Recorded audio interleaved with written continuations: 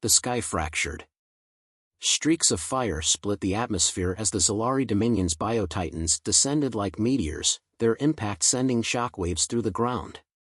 Dust billowed, the earth groaned, and silence settled for a brief, heavy moment before the chaos erupted. From the fortified walls of Outpost Vega, Captain Elias Drake watched the descent with cold calculation. His people weren't screaming. They weren't running. They were watching, waiting, ready. The aliens thought this would be a massacre.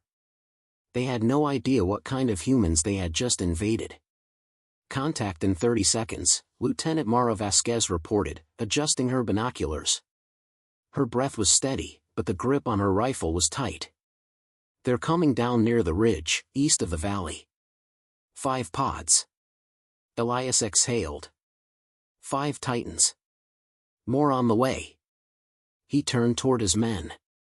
"First engagement rules, aim for the joints, use the terrain, and don't let them pin you down. We hit and move. No heroics. Understood?" A chorus of affirmatives. A second later, the first impact struck. The shockwave rattled the outpost. Metal groaned. Dust cascaded from the watchtowers. But no one flinched. Through the rising smoke, something massive emerged. A biotitan.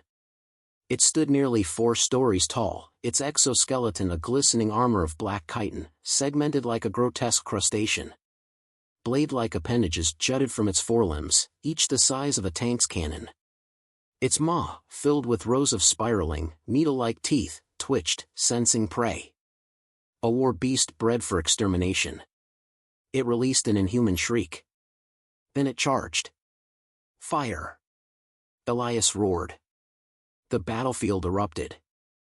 High-caliber rounds, rail slugs, and armor-piercing shells streaked through the air, hammering the Titan's hide. Sparks flew as rounds ricocheted off its reinforced carapace. Some buried themselves in weak spots, splintering the exoskeleton in small fractures. Not enough. It kept coming. "Move!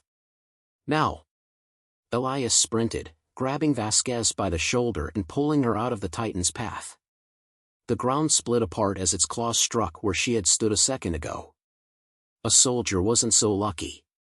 Caught mid-dodge, he was impaled, lifted screaming into the air before being tossed aside like discarded meat. "Keep your spacing. Use the cover!" Elias barked, sprinting to reposition. The Titan's second strike came faster, a sweeping arc of razor-sharp appendages aimed to cleave through the defenses. It crashed into the outpost walls, tearing through steel like paper. "Bastards fast," Vasquez hissed, reloading. "Doesn't even slow down when we hit it." Elias tracked its movements, eyes narrowing. "They're not invincible.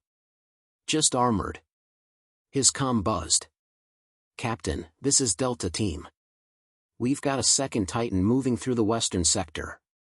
Another one. This was the Zalari's plan: overwhelm, crush, annihilate. No negotiations, no warnings. Just biological annihilation. Too bad humans never died easy. "Delta, hold position. Do not engage yet. Lure it into the ravine. We'll deal with this one first." Elias knelt, adjusting his scope. His rifle was a modified anti-armor railgun, custom-built for piercing Zalari warships. Against chitin, it wasn't perfect, but he wasn't aiming for the armor. He was aiming for the eyes.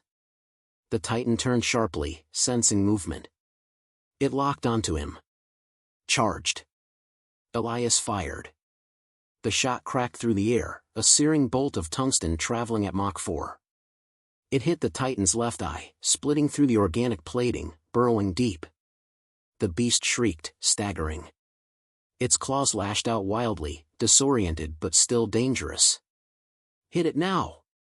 Elias ordered. The militia unloaded. Explosives, heavy-caliber fire, incendiary rounds. The Titan reeled, its body now riddled with fractures, burns, and exposed flesh. Then the final shot came. From the ridge, Corporal Rami's grenade launcher fired. The shell arched perfectly, a direct hit into the gaping wound Elias had created. The detonation was instant. The Titan convulsed, screeching one final time. Then, its entire skull collapsed inward in a sickening implosion of chitin, tissue, and violet-hued ichor. Silence. For one long second, nobody moved. Then Vasquez exhaled. Holy hell! It worked. Elias didn't relax.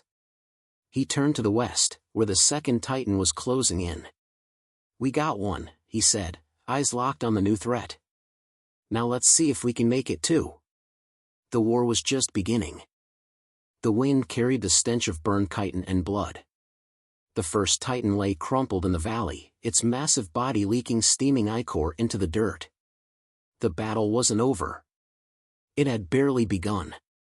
Captain Elias Drake adjusted his rifle and turned toward the west. The second Titan was approaching. Status, he asked over the comm. It's moving through the lower ridge, slow but steady, came Delta Team's response. Looks like it's scanning. Maybe it learned something from the first one. Elias didn't like that. If these creatures adapted, the fight was about to get a lot harder. He gestured to Lieutenant Vasquez and the remaining troops. Regroup at the ravine. We lure it in and hit it from the flanks. No one fires until I give the signal. They moved fast, sprinting through the rocky terrain. The landscape was their ally, jagged cliffs, narrow pathways, and deep crevices designed by nature to kill the unwary. Perfect for an ambush. The Titan was massive, even compared to the first one. It had a broader frame, heavier plating, and a secondary pair of serrated limbs tucked beneath its main set of claws. This one was built for endurance, not speed. Damn thing looks like a walking fortress, Vasquez muttered. Elias crouched behind a rock outcrop, watching as the Titan reached the ravine's edge. His mind worked through the possibilities. It was too armored for small arms. Even explosives might not break through its plating. They needed a different approach. Set up the charges along the cliffside, he ordered. We're bringing the whole damn rock wall down on it. The militia moved quickly, placing detonation packs along the natural weak points in the cliff. Time was short. If the Titan sensed their plan, it would turn the ambush against them. Then the creature stopped. It raised its head, mandibles twitching. It had caught their scent. Hold position, Elias whispered. The Titan sniffed the air, then let out a low, guttural clicking sound. A moment later, the ground trembled. More movement. Vasquez cursed. It's not alone. Two smaller hunter beasts emerged from the shadows. Sleeker, faster, built for tracking. Their black eyes gleamed as they scanned the terrain. Elias felt the tension shift. Their ambush had just turned into a standoff. The lead Titan rumbled, shifting its weight. The hunters spread out, sniffing the dirt, their clawed feet tapping against the stone. Elias gave a slight nod to his sniper. Corporal Rami adjusted his sights. The shot rang out. The first hunter's skull exploded, its body dropping instantly. Before the second beast could react, Vasquez's shot pierced its throat. It collapsed, gurgling, thrashing, dead. The Titan roared, not in rage, but calculation. It had just lost its trackers. And now, it was alone. Elias spoke into the comm below it. The charges detonated. The cliffs shook violently, sending tons of rock crashing down. The Titan had no time to react. The entire wall collapsed, burying it in a tidal wave of stone and dust. The ground shuddered from the impact. For a long moment, nothing moved. Then, a claw burst from the rubble. The Titan was still alive. Its armor was cracked, its limbs fractured, but it wasn't dead. Elias gritted his teeth. Damn thing's tougher than we thought. The Titan lurched forward, slower now, but still dangerous. Vasquez, Elias said, already adjusting his aim. We end this now. She nodded. On your call, Captain. The Titan stumbled, dragging itself forward, but it was weak. Wounded. Elias took a breath. Now. Vasquez fired. The explosive round tore into the Titan's exposed chest cavity, the weakened armor offering no resistance. A chain reaction followed. The Titan convulsed, shrieked, then collapsed under its own weight. It didn't move again. Silence settled over the battlefield. Elias exhaled. Vasquez let out a half laugh, half sigh. 2 down. Elias scanned the horizon. The Zalari had more out there. This wasn't over. Not by a long shot. We just showed them we're not prey, he said, voice steady. Let's see what they do next. The wind howled through the ravine, carrying the acrid scent of burnt chitin and crushed rock. The second Titan lay motionless, its carapace shattered, its body pinned beneath the debris of a fallen cliff. The battlefield was eerily silent. Captain Elias Drake scanned the horizon. He knew better than to assume victory too soon. The Zalari Dominion had sent these creatures as an opening move. They wouldn't stop now. His comm crackled. Captain, we intercepted enemy chatter, said Corporal Rami. They're pissed. Reinforcements inbound, non-organic this time. Drop ships. Elias exhaled sharply. So, they were done playing with war beasts. Now they were sending in their soldiers. Lieutenant Vasquez adjusted her rifle. How long do we have? 10 minutes. Maybe less. Elias turned to his team. We move. Now. They sprinted through the shattered terrain, weaving between jagged rocks and Titan corpses. The remains of their battle were strewn across the valley, bullet-riddled exoskeletons, craters from explosives, the twisted metal of fallen outposts. Elias knew what the Zalari expected, humans on the run, disorganized, broken. They were about to be disappointed. The militia regrouped at Ridge Point Echo, a vantage overlooking the valley.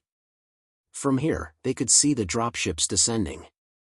Sleek, angular vessels painted in the Dominion's signature black and crimson, each carrying a platoon of Zalari shock troopers. Elias counted. 3 ships.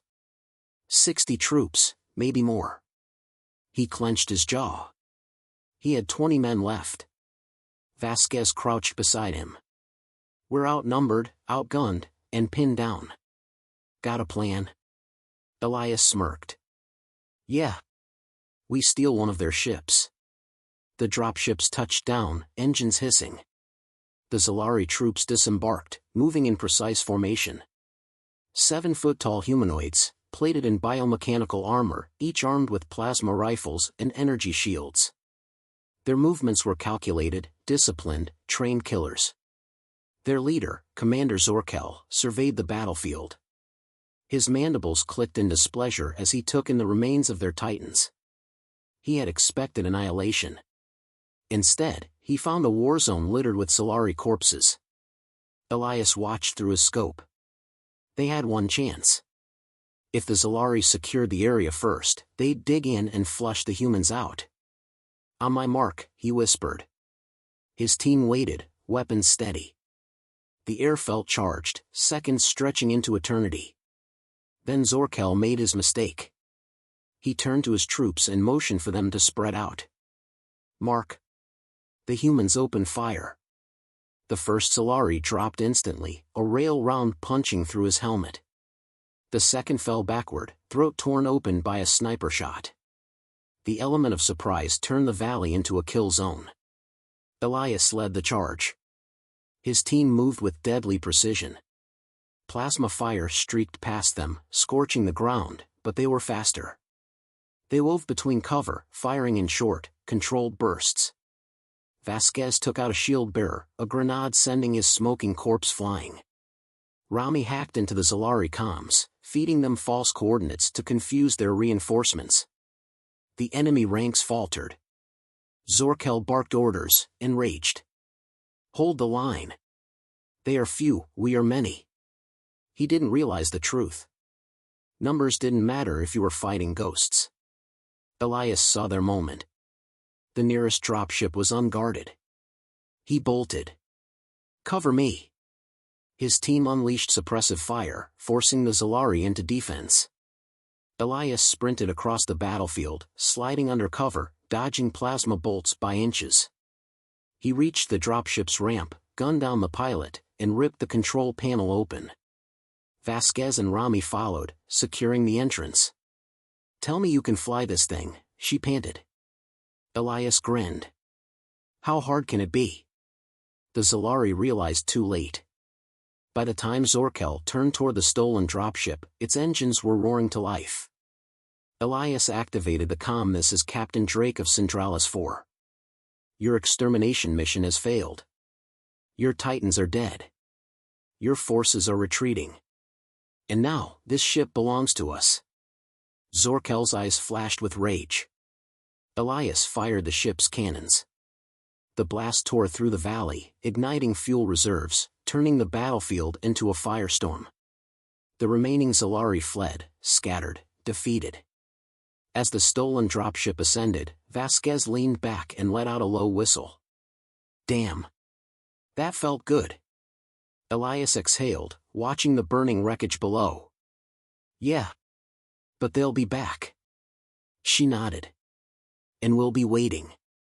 The stolen Zalari dropship cut through the sky, its engines leaving a faint glow against the darkened horizon. Below, Centralis 4 burned, remnants of the battle still smoldering in scattered pockets across the valley. The fight was won, but the war wasn't over.